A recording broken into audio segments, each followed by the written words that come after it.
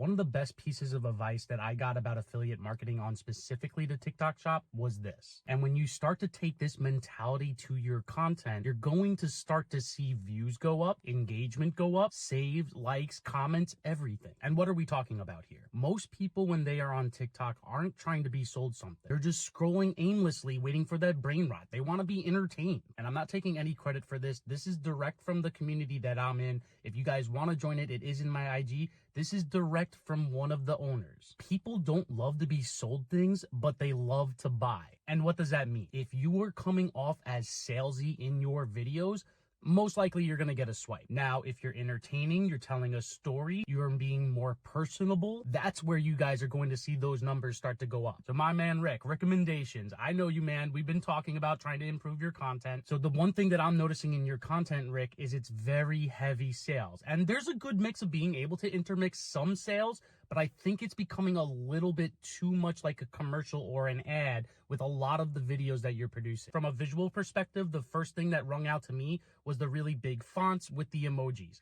I would lose the emojis. I wouldn't use that form of font for your captions if you're doing an on-com style. The captions are really just there to help people follow along if they don't have the sound on. You don't want it to be like super in their face, especially if you want them to be focusing on what you're saying. If you're doing like AI sort of content or strictly B-roll, then use those fonts.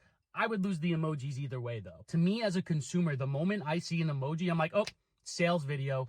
And I tune out because we've talked about this. I think you're very good on camera. I think you're very personable. It's just like taking that turn to make it a little less salesy and continuing more on the story before you jump right into the product. So Rick, my recommendation for you is take your hooks and give me another line or two, another problem or a story that you can tie in before you get to your product as that solution. So many of the ways that you could framework your scripts is your hook, your problem and or story that related to the problem, then you bring in your product, and that's where you hit them with that being the solution. So Rick, little less salesy, little more storytelling, and I think you are in a great spot. If you guys do want your account reviews, I'm trying my best to get through them all. I know I'm behind, but make sure you guys leave a comment on my pinned video. I am just going to go in order when I am able to. And if you guys do want that one-on-one mentorship to really take your content to the next level, make sure you guys check out my IG and make sure you guys get started today.